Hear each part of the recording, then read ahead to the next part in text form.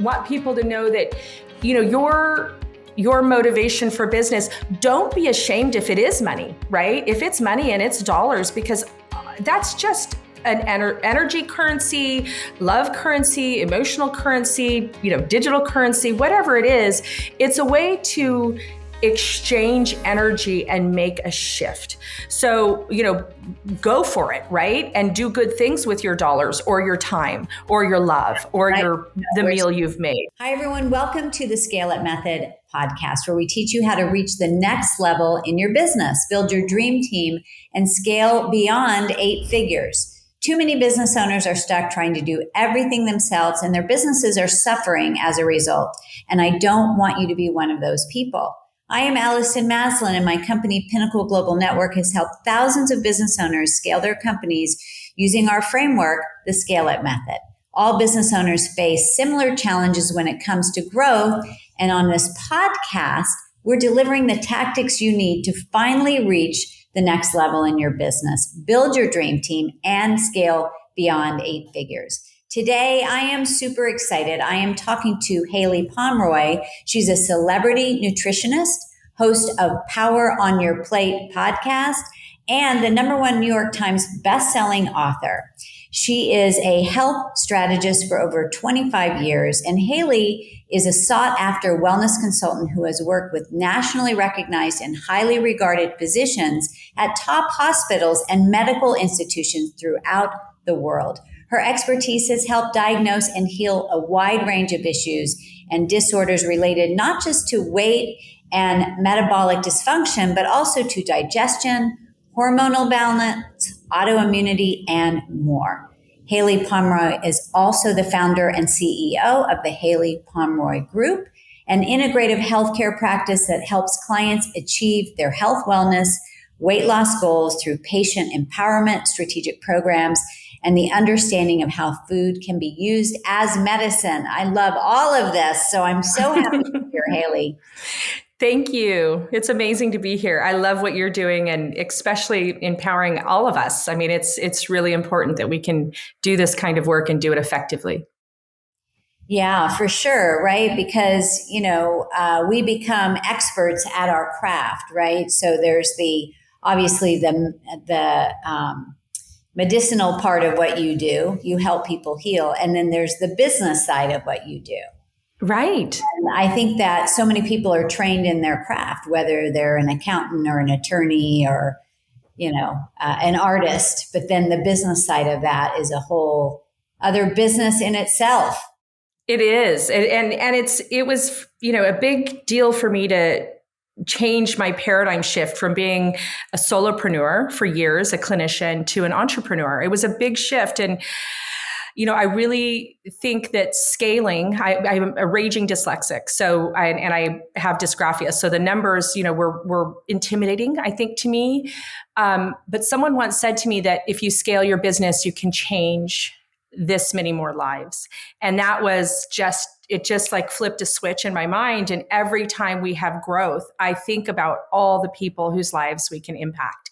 And that's true for any individual, any woman, any individual in business, whether you're selling something or a service, what you do and what you put out into the world and into the universe impacts people. And if you are doing something positive, the more you scale, the more you can change the world. I'm so happy that you say that, because I think, sometimes people get stuck on this idea that it's just about making money. But right. Look, it's really a multiplier. That's what scaling is. It's a multiplier.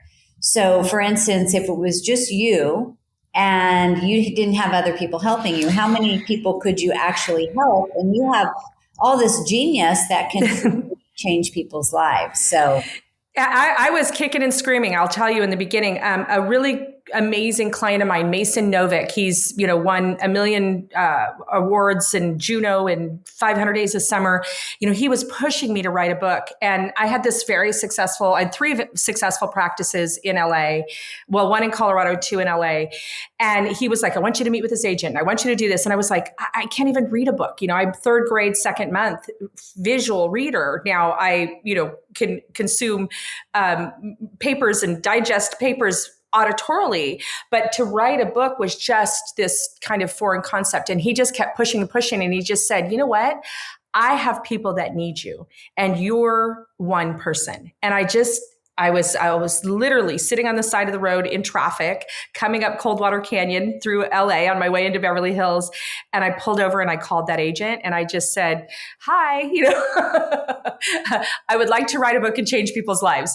And we literally sold the concept that Thursday. We had a bidding war happen in New York.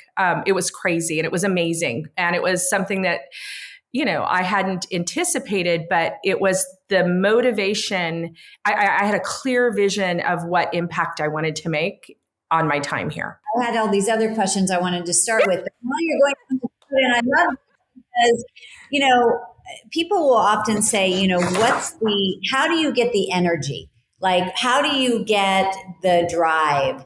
And that's the perfect example. There was something that inspired you. It was like this divine intervention or your client, right, that came through you. And that was your why. And your why is your driver, that purpose that you're here. And even though you had fear around it and all that, you're like, let's do it. And then it was obviously meant to be because everybody was waiting for that to happen. Yeah, it was so received in a crazy way. I mean, it was insane. I, from a health perspective, have really been drugged through the mud. I always say that I should have been turned in on the lemon law. I have dealt with very serious health issues all of my life. And I always use the word mud because my first degree is in agricultural and soil sciences, right? And so I just kind of feel like I picked up all this rich dirt along the way. And that soil was what I was able to kind of seed my passion. I mean, my mom always says since I was a little kid, I was asking people about, she said, my pediatrician said I had strep throat, I had a bacterial infection. I said, how do you know? Well, how can you see it? Well, how can you, I was just always curious and asking questions. But, I was on my way. I'd been accepted into vet school. I was planning on going into the agriculture and animal industry. And I was grounded in a hospital bed with an autoimmune disorder. I was diagnosed with ITP. I hemorrhaged. And the options that were given to me, I just thought there has to be a different way and a better way. And I was on anti-rejection drugs, Imurin, Cellceps, Mepron, all you guys that have dealt with autoimmune disorder, you'll be like, I know that drug, I know that drug, I know drug. And then I found the ultimate love of my life, which took me almost to the brink of death, which was prednisone. And I was given kind of an unlimited, I was working in surgery. I was given kind of an unlimited script to prednisone. And for the first time, I felt like I had, energy and no pain, and I wasn't bruising and I wasn't bleeding from the gums. And then I lost a big part of my right kidney function because of the drug. I was hospitalized. I had to be taken off the drug over a 2.5 week period. And they were just like, now I'm in my 20s and they're going, we don't really know what to do. We can remove your spleen and start you on chemotherapeutics. And I can still smell what the hospital, I know what my gown looked like. I can smell what the room smelled like. I can taste the taste of having an IV. I can remember that moment. And I just went, this is not my destiny. This is God, blah, blah, blah. This is not my damn destiny. And I went back and I trained in biochemistry and I learned how to hack my own body. And I learned what all my labs meant. And I, have a master's in nutrition and I learned how to use micronutrients. But when you talk about motivation, sometimes you're at those moments where you're so alone in your journey and it's just scary. And the same energy that brings about those butterflies and that joy when you're doing your quality work is that same metabolic pathways that put you to the brink of fear, down on your knees. Or I always say, what's your scooping out of the ice cream bin moment, right? But that was the trajectory for me. I took a medical leave of absence from my vet school acceptance, and then I started integrative medicine practices young, because I couldn't get what I needed. So I just started hiring a bunch of people. I thought, I'm going to be paying them for care. I might as well figure things out. So, it was kind of a crazy journey. I will tell you that I always say prednisone was the first love of my life. And it brought me to the brink. And it was also the precipice for changing my life. So I just, want people to know that, your motivation for business, don't be ashamed if it is money, right? If it's money and it's dollars, because that's just an energy currency, love currency, emotional currency, digital currency, whatever it is, it's a way to exchange energy and make a shift. So, go for it, right? And do good things with your dollars or your time or your love or the meal you've made. Yeah. Yeah, we speak the same language here. Like I've written articles just on that exchange of currency, right? Because it's like an electrical energy currency. I want to go back. I mean, the prednisone thing. We were talking. I was a homeopathic physician for 20 years, and I've seen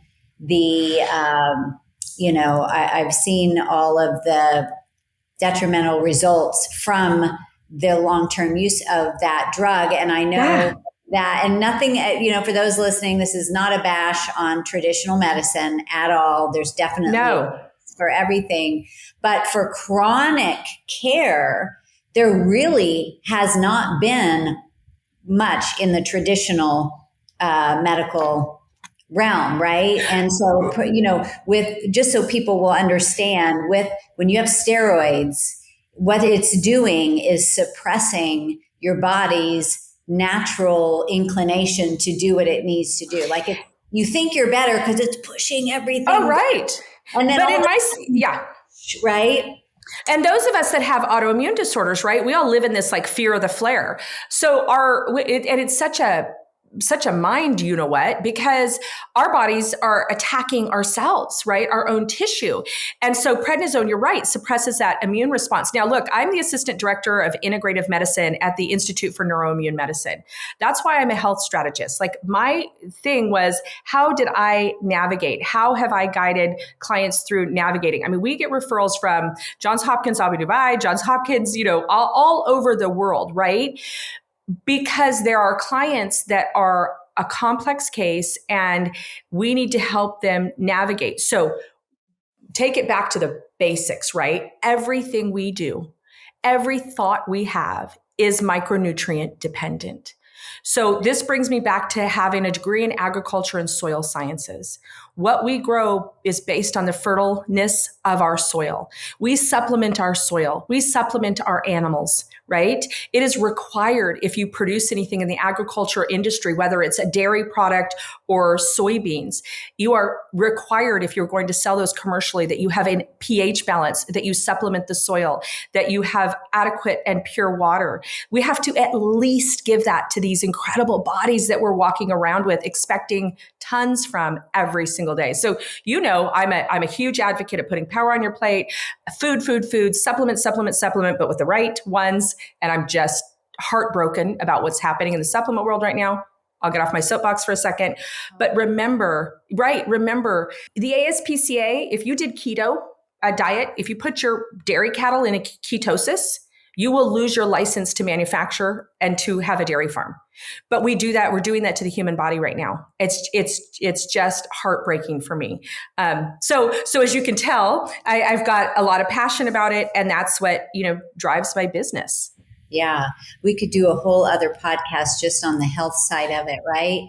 Yes, and because all of the things that are put into our dairy, when it comes out pure, and then we're putting all kinds of hormones and antibiotics and all kinds of stuff like that are long-term affecting our health, our children, right. And so forth. It's not something I talk about. I'm the worst. We'll go out to dinner with like friends, or someone will like set me up on a date, and suddenly I'm talking about the metabolism. I can't help myself, but that's okay. Yeah. So this is a business podcast. So yes. I'm going to switch gears a little bit and go back Please. And touch on that again. But, when did you realize, so was it at that point when you're like, okay, this isn't how my life is supposed to be playing out. I know that I'm meant for more. Is that when you said, I want to build a business and make it my mission to help reclaim other people's health? When did that come about? Honestly, I would love to say it was that altruistic. I was scrambling to dig myself out of a health crisis, and I was hitting roadblocks all over the place. And so I said, well, if I could, and I was, researching and studying, stuff in Germany and studying stuff out of the country and watching all these trials that were happening in Spain. And I said, well, if I can put together a clinic where I can get adequate care, maybe I can, rope-a-dope a few friends in and get them to come and get some care. And at least that'll pay to keep the lights on. I genuinely, I wish I could tell you I had any form of a business plan. I just knew that this was a void, and it is still I need to duplicate. I need your help. We need to scale more aspects of our business. We're training coaches. This has been a godsend and a lifesaver. But as I started to create that, I started to say, what would outrageously healthy feel like? Not like I want to have normal platelets. I want to swing from the chandeliers. What would outrageously healthy feel like? And if money was zero concern, and again, dyslexia has been a superpower for me because you can say $30,000, you can say $3,000, and it kind of feels the same if I don't use my intuition. It's just a zero. So I'm not afraid of dollars. But zero concern financially. And then I reverse engineered it. I said, okay, I need, X amount of dollars. Now, how do I come up with those resources? And I said, I'm going to create a facility that's going to get me, I'm not going to pitch this, hey, I'd like your labs, your cholesterol to be stabilized. I said, I want to be outrageously healthy and I want to invite you on the journey. And I'm not sure exactly how it looks and it's going to cost us some money, but this is where we're going.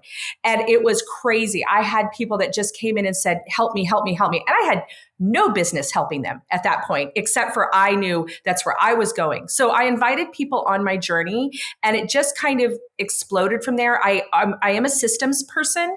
So I created systems and I'm a scientist, right? So I had scientific provings. I didn't want to know if you just felt better. I wanted to see the chemistry change. I wanted to, would put these questionnaires together. I wanted to see a self-assessment, right? How do you feel now? And then we made these health wish lists, dream big. I want outrageously healthy. I want to have an abundance of energy. I flew 65 flights last year and I feel incredible, right? So that's what I knew I wanted. So helping people set goals.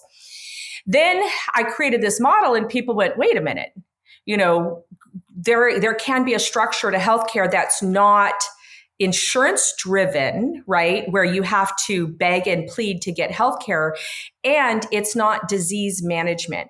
That wellness and outrageously healthy is a worthy health goal. Not, I don't want to die of breast cancer at an early age like was in my family. That was a given for me. I wanted more than that. And so I think to set that bar was really an important, and then, definitely you get the professional athletes because they're paid millions and millions of dollars to be outrageously healthy. If we can increase their time, I had Olympic athletes. If I could increase their time, a ladybug's eyelash worth, I could be the difference between a bronze and a gold medal. So it was really fun to get to work with clients early on that had the same concept, and here I am, coming off anti-rejection meds. I mean, I had horrible symptoms associated with my autoimmune disorder. And here I am going, follow me. I'm going on this journey and I want to invite you. And it has been the most rewarding thing to watch people actualize and realize their deepest desires. And some of them are really unique. They can be I just want to pick up my grandchild, or I want to be able to, maybe be red carpet ready for the Emmys, or the Grammys. God, these Grammys were so fun this year because, it's I want to cry. My babies, they're my babies. My clients are my babies. And to watch people realize their full potential. But I'll tell you, it's the client that has brain cancer that says I want to make it 6 more months so I can watch my first grandchild be born. That is so worthy to work with their practitioners and work with their nutrition and see if we can't prolong or give any aspect of quality of life so that they can realize their dreams. And I didn't know what I was in for. But I've written 7 books, New York Times bestselling books. I have when I look at, this is the newspaper article from the New York Times. Just so you know, I sat in a hotel room by myself with the covers over my head when the New York Times was releasing. I had 1,500 Facebook followers and I beat Gwyneth Paltrow, Sheryl Sandberg, Lean In. The people on this list, I just watch it and I just go, who knew? Like, who knew? Yeah. Who knew? I can't even read. Well, My audio. yeah, your passion is magnetic. Thank and you. I imagine that, that's really what people followed initially, right? Now you've got the results to back it up. But initially it's like, wow, I love this woman's energy. I love her certainty. I want to have that kind of certainty. I want to have that kind of energy, right? And so I think that's really what it takes when you have this passion and purpose. You have to believe it to your core. Even if you don't know exactly how it's going to play out, you just know it's going to happen. It's absolutely going to happen. I'm going to distill it down, and you might kill me for this. Putting that into business is super simple. And what it is so I learned this being dyslexic, having a mother that's dyslexic and having a daughter that's severely dyslexic, right? We are all extremely powerful, successful women. My mom has a PhD in reproductive endocrinology, a master's in Oriental medicine, taught in Beijing. Like, we've all traveled and done this. What I was ingrained in me is accommodate, don't remediate. So I took that. So what I mean by that is I can't read my book. I have to audio my book. When I was published by Crown Random House, some of the disability benefits that they had to afford me were never done in publishing before, right? And I had zero shame in having a gap between where I wanted to go and where I was, and putting people in to help me in a way that worked for me. That is the key to business. So many times we modify our business, our passion, our ideas because someone wants to print me a paper that has a double-sided. For me and my dyslexia, if it's printed double-sided, just that little shadow can increase my transposition significantly.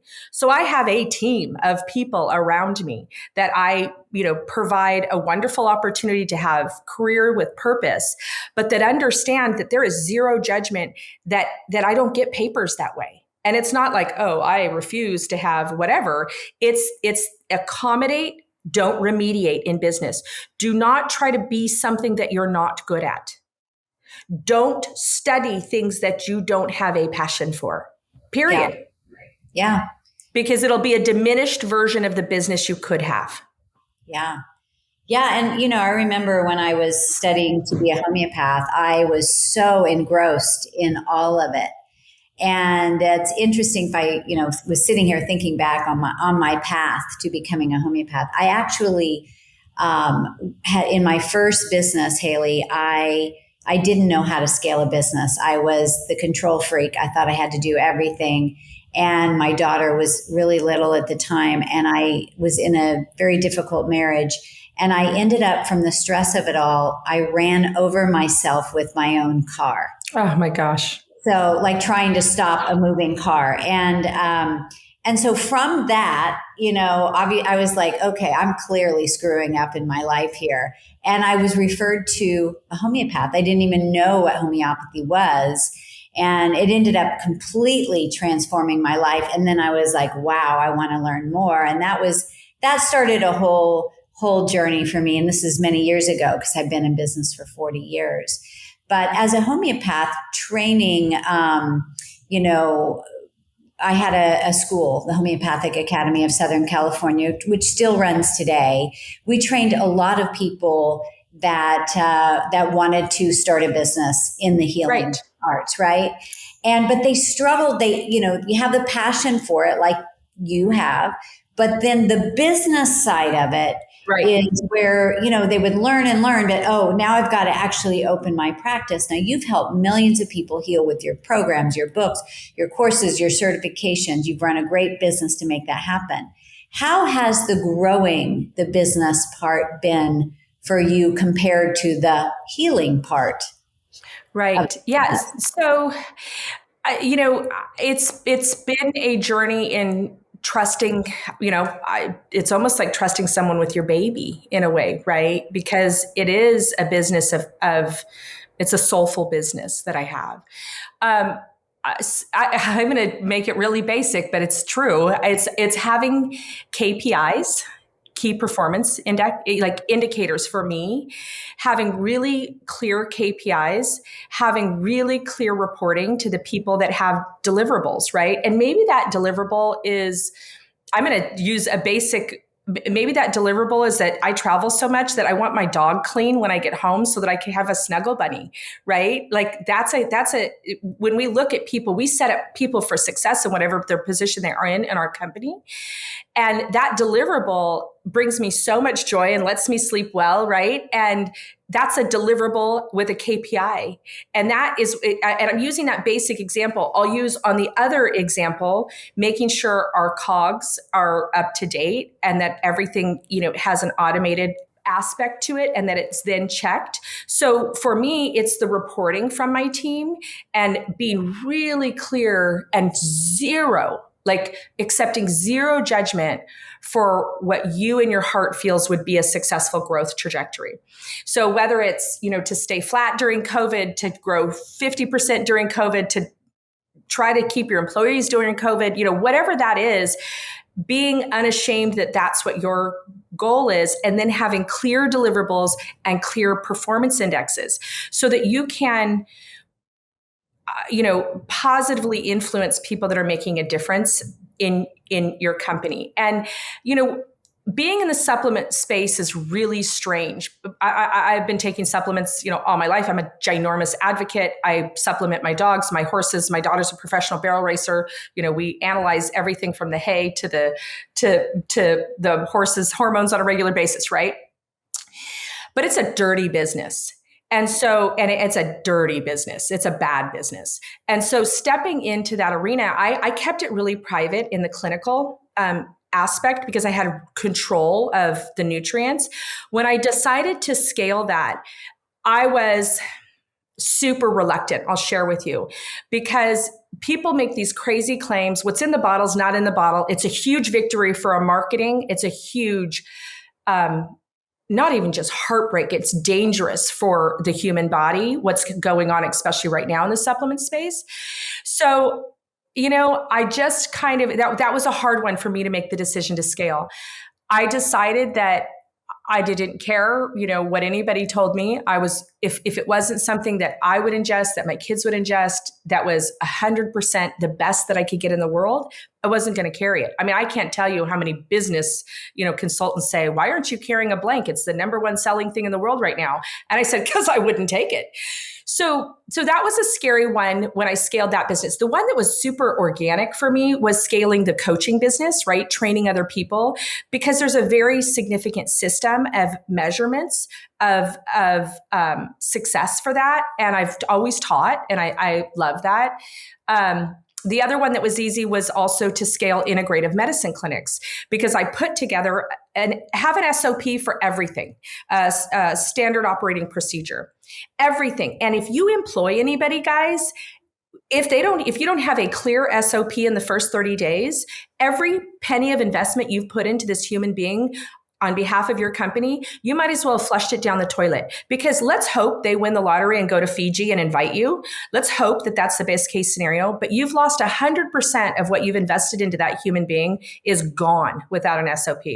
So I'm a KPI, deliverables, SOP kind of girl. And then I can travel and I can look at my sheets and we can see, and we do, because again, being dyslexic, I color code everything. So we have windows where things turn green, yellow, and red. And red is like, somebody better throw a brick through the window. We have a problem. Yellow is like, there should be a meeting with myself or a peer that week. And green is like shoot me a text about the green so I can send you an Amazon gift card. Like we strive for yeses. We strive for successes, right? It's the same feeling that we have to be outrageously healthy. We want to run an outrageously functional business. Mm-hmm. Yeah, I mean, the red, yellow, green, that we have that actually also in our Scale It method as well, because you're looking, there's so many aspects of your business, right? And when you've got the dyslexia, by the way, Barbara Corcoran, she has that, right? And I want to meet her. She raises a lot of money for that as well. Right. But I have extreme ADD and self-diagnosed, but I just know my husband knows that when he tells me something or asks me something, I say yes. If I don't do it in that exact second, I don't even mean 5 seconds, Right. I will have forgotten, because Right. I've got so many things going on in my mind. But I think that, those things that we struggled with, we actually become our greatest gifts, right? Because For sure. it helps you to focus on the things like for you, it's not going to make sense for you to get stuck in the weeds and all of the details of your business, because then you're not going to be able to live in that place of being a visionary, which you truly are. And that's where you can make your biggest impact in the world. So, I love that. And I love also that the idea of the KPIs, because we can go in so many directions, Right. and in your team. And when you can zero in every single department, marketing, sales, operations, team, your revenue streams, whatever it is, customer service, legal, finance, and okay, these are the 2 main metrics that we're focusing on. We call them our North Star metrics. And that's it. That's it. And that what you focus on expands, right? And so if it's number of leads for your marketing, if it's retention and operations, and that's what you're focused on, then, that's going to grow. So, but we can be all over the place and then get nowhere. Absolutely. And I struggle with shiny object syndrome for sure. And I have and FOMO, like with the things that I'm constantly working on, and I have FOMO for myself. That's why probably I travel so much, but I also have it for our chronic problem, and everybody that goes to our website will see this. Our chronic problem that we suffer with is I want everybody to have everything they could possibly ever need forever, just in case. You know what I mean? I don't know. And so every time someone comes in and we're going through this process again and looks at the brand and looks at our messaging, they're like, Haylie, drinking from a fire hydrant is not always the best. So as soon as they let me loose and I start getting my hands on anything, they can always tell, because I'm like, oh yeah, and don't forget. So having people that can help you distill and have a clear message, and that's our biggest struggle. And I will say I am the fuel that, ignites that fire. I cause that struggle chronically in our companies. So, knowing to, what you contribute, knowing what you maybe should, not touch. But then also, if you are the principal in a company, it's your business. So if you don't want to do something or don't feel like doing something, don't do it. There's no, and I'll also say I've never been ashamed to have people look at my numbers. So I'm one that whips out my P&L and my balance sheet, to anybody that I know is smarter than me. And I'll be like, what do you think? And I've had people tell me crazy things. So I look for consistency. And we use in our house, don't ever take advice from someone you wouldn't let ride your horse, right?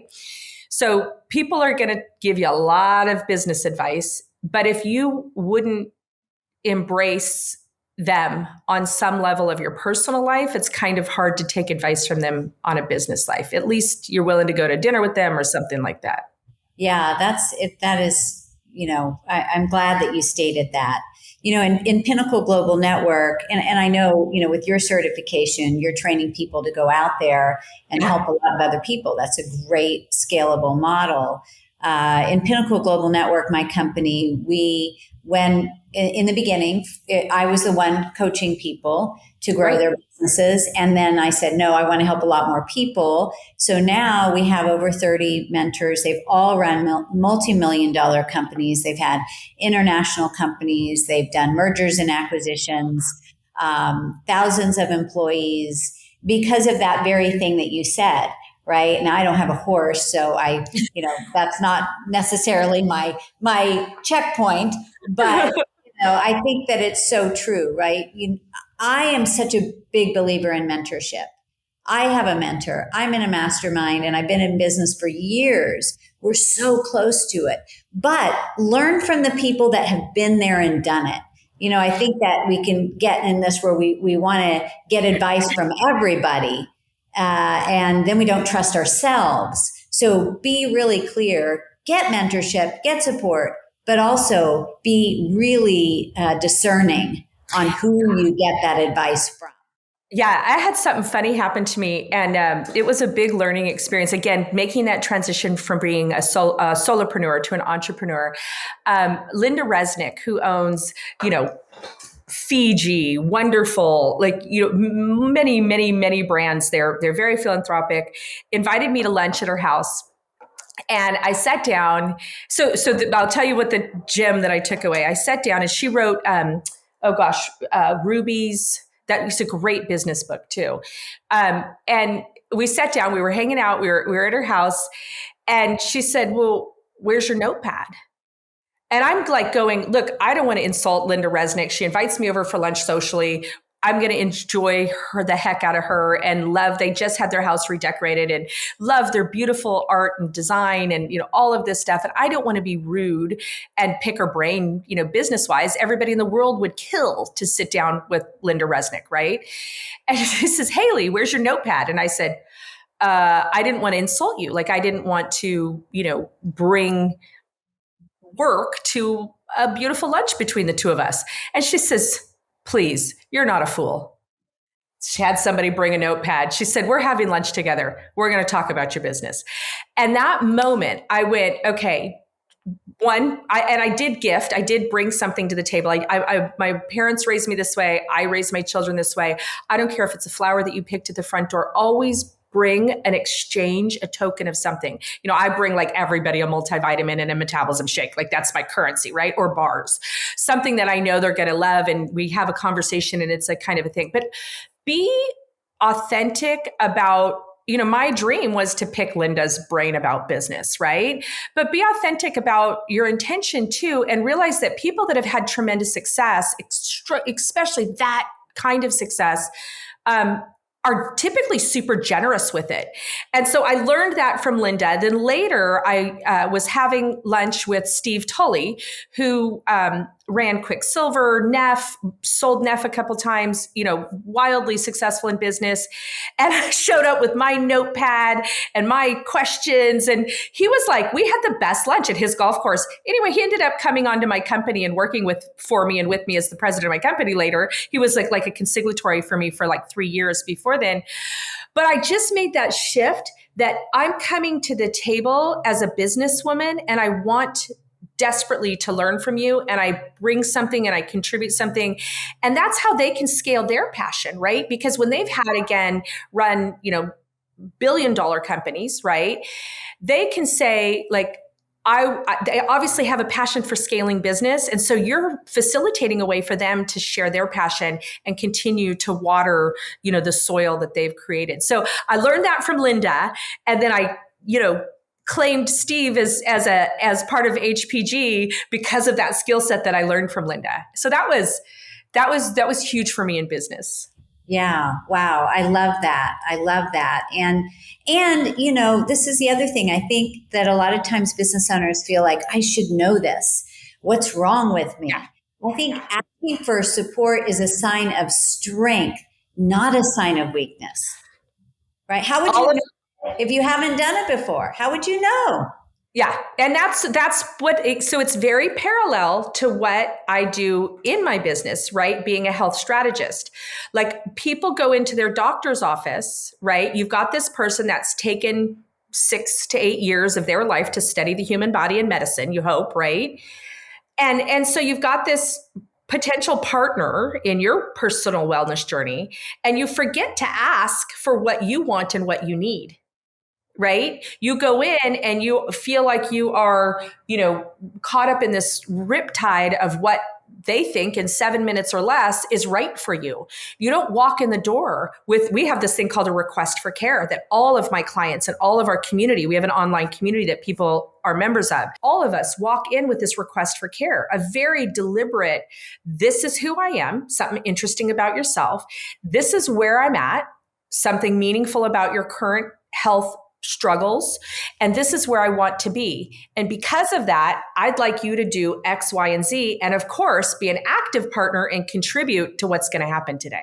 So we changed that paradigm. And it's a Linda Resnick fault to not walk into the doctor's office without a piece of paper. Like I walked out of there and I scaled my membership business so big because I said, I will never have my clients, my community, my cherished community, walk into partnering with a homeopath, an acupuncturist, a physician, integrative medicine doctor, a neuroscientist without a piece of paper that says, this is who I am, this is what my intentions are, and are we doing this together? Wow. So it's the same thing. Intention is everything. Intention is everything. And not being ashamed of having needs in business or needing.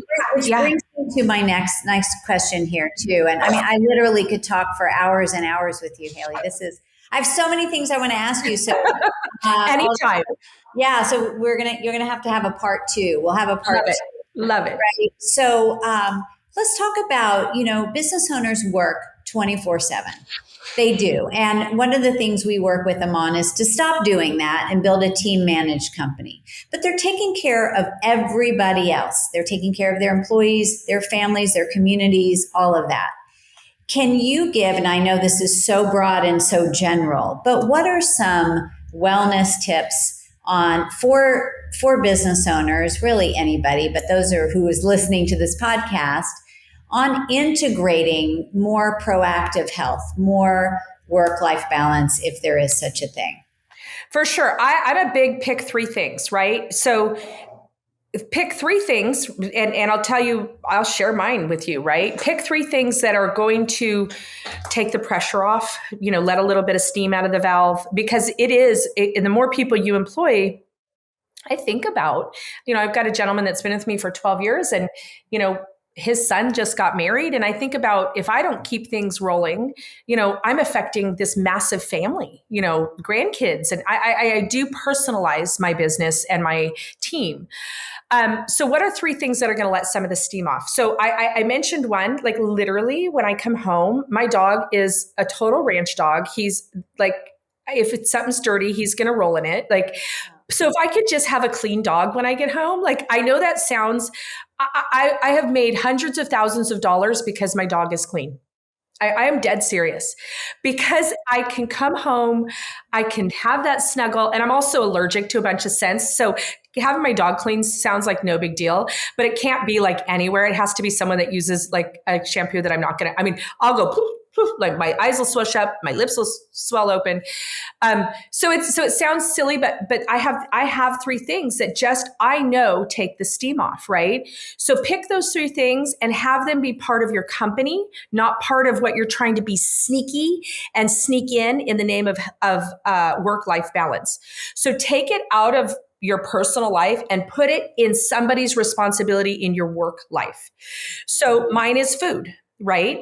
So I have a grocery list, and it doesn't matter what hotel I go to, and we have secured armed guards in our at the Center for Collaborative Research at the Institute of Neuroimmune Medicine, and our guards know that like I get food at the front desk. Now I try to contribute. So I always order them like a kombucha and, some sweet things, just because they love me up energetically and I want to reciprocate. So mine is food. And I took the responsibility out of my personal life to make sure I have organic, clean food, and I put it into my business life. So my third one is that I have travel time with my mother. I lost my father. So it is something that you would think would be a personal value and but I put the responsibility on my company to make sure that I'm with my mom, that I have travel with my mom, and that I have time alone with my mom. Now, when you talk about a work-life balance, suddenly my work responsibility and the people that are in part of my work understands that that's a value system that can allow me to be the CEO of 3 major businesses, 3 major companies, right? And a practitioner and a mom. And I, drove 2.5 hours to drop off rodeo gear for my daughter last night in the middle of the night. I want to do that.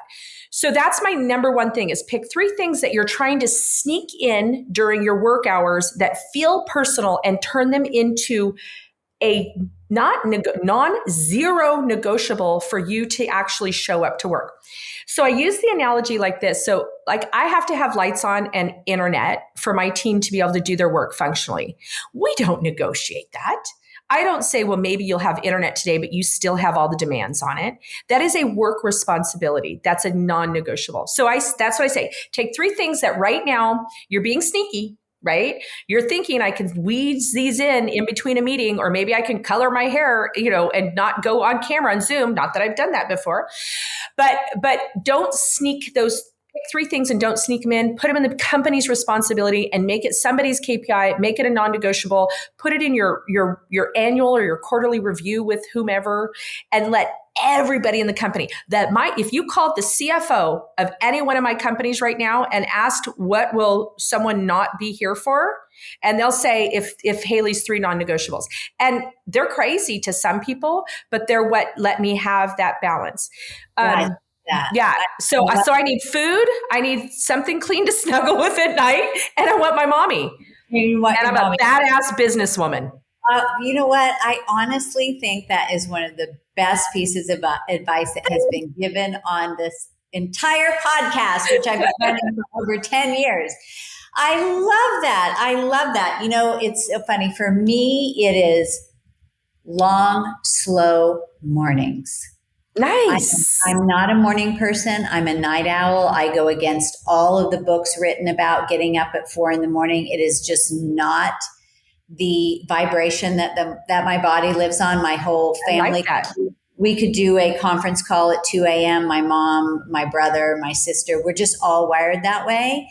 Now, I go to bed earlier than I used to, but I love long, slow mornings, right? And then I used to feel guilty about that. Right. And I say, no, I got to have a 7 a.m. meeting, an 8 a.m. meeting, and I'm there, but it's not computing until I'm finally super clear. And so I learned to, really communicate that and be clear to my team, like, just do not schedule anything for me before 10 o'clock. And praise them, when I said red, yellow, green, a person can get all kinds of praise if they have an all red week, as long as they've thrown a bunch of bricks through the window, right? So if your team, if they manifest that for you, right, then praise your team. Be like, hey, this is a value system of mine that the company needs to hold, or and I think just getting them kind of wrapped around that can be really important. And it's hard. I've seen a lot of people in business. I went to this company, I will not name it, and they're $1 billion company, and we were looking at some business opportunities, and my kids work for my company, their kids work for their company, and there was and again, I have no shame in manifesting financial success, but all their kids had these Porsches and Audis, and it was all right in front of this plant that they had people packaging stuff, and I just kind of went I understand that that's a value system and that's like a successful thing. But when it's something that's unattainable, that's maybe when you keep it private in your life balance. So for example, no judgment, but if your desire was to manifest, I want 5 14-karat diamonds in my safe by the time I'm 35. I don't care. But you might not want to set those out in front of everybody if their efforts on behalf of your company won't give them something that's meaningful to them. Right. If you can't help to contribute and give them that opportunity as well. Right. Yeah. I so get that. And I'm such a believer in that as well. Abundance for everyone. That's the thing. I really want my team to have great success. So I'm living in Mexico now. We bought a place here, and we had a retreat here recently. Oh, that's nice. We had Ryan, who's behind the scenes right now producing, has been here a couple of times. We're bringing a bunch of clients out here. We want everybody to reap in that abundance as well. And so anyway, well, listen, this has been amazing. And, you all, whoever that you are listening here, share this podcast with others. This is so powerful. Definitely check out the work of Haylie Pomroy. So Haylie, what's some last words of advice? And then can you just share with everybody where they can find more information about you and the work that you're doing in the world? Right. Yeah. So I would say a couple things. If you're thinking about making a difference in health and wellness, I do firmly believe we have one of the best certification programs in nutrition. I think what we've put together is life changing. It's well supported, and we've integrated people into these amazing careers, and I'm just so proud of them. So check that out if you want to have a coach, if you want to be a coach. The other thing that I would say, and this was, I had a lot of business advice not to do this actually, and I did it anyway. We have this online community, and we do a free 30-day trial because I just want to make sure people, know that it's right for them. But in this community, we run, health challenges, but mostly we totally kick around when you talk about mastermind. We do like a mastermind concept, but instead of their business, it's their health. And I was told I was crazy to do it and it wouldn't be scalable. And, it has been the most rewarding process to watch and be a part of. So I would say, look at it from a business perspective. If you guys are looking from a business, I'm a pretty open book, but definitely look at it from a health and wellness perspective. And health comes first. As a business owner, health comes first, because if you're not here, right, you're not going to be able to run your company. So it does. And again, in the quiet, of the night or early in the morning, like really, really think about if what you're doing brings you the gratification that you deserve. If not, there's a million other things to do. Yeah, 100%. You've got to follow that passion. And so, so where do people find you? Sorry. Yeah.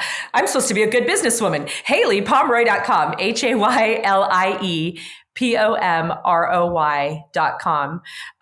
We have an app that's free right now. It's amazing. You can get, we've sold millions of copies. We're in 47 languages now. Isn't that cool? Right now. Amazing. Yeah, we have a major medical donor that just donated a couple thousand copies of this book. You pay shipping, but you can get a free book right now. And this is #1 New York Times bestseller. We were over 52 weeks on the bestsellers list. I always say this is the one that beat Sheryl Sandberg. I don't know. I just like that. And Dr. Phil and Gwyneth Paltrow but we have tons of recipes. Come be a member. Come, we do a quarterly health strategy meeting, which is amazing. It's done on Zoom. We take you through like how to ask for labs, how to engage with your practitioners, what to measure 4 times a year. It's a cool process. Last night I was teaching to some of our advanced coaches. We bring on a client and go through that process together. And this woman's been in our community for 13 years. And to tell you how she's built a team, how she's changed her life, how she's changed her health. She's lost like 68 pounds, which is amazing and incredible. And I love moving the scale for sure. But when you do it, healing the metabolism, that's when you get outrageously healthy, right? Yeah. Wow. So much to dig in here. And I know we've only scratched the surface. So I'm definitely going to have you back. And you're so brilliant, Haylie. And thank you. I'm sure it's been tough dealing with the autoimmune, but obviously that was meant to be for you to come on this path and help so many people. I know you've inspired me. So thank you so much. And for those of you that are listening to this podcast for the first time, definitely subscribe and share this with other business owners that you care about. And if you want to build a scalable company that can thrive without you, and you're ready to get the support you need to do it, apply for a complimentary scale session with our lead strategists at Pinnacle Global Network. And during your time together, they're going to go into a deep dive into your business. They're going to figure out your gaps, your KPIs, like we've been talking about on the show, the things that are holding you back. And so on the call, they're going to give you solutions you need to overcome those gaps specifically to your business, your industry, your business model. So head on over to myscalesession.com. myscalesession.com to apply and schedule your time. And until next time, remember, make decisions from where you're going, not from where you're at. Bye, everybody.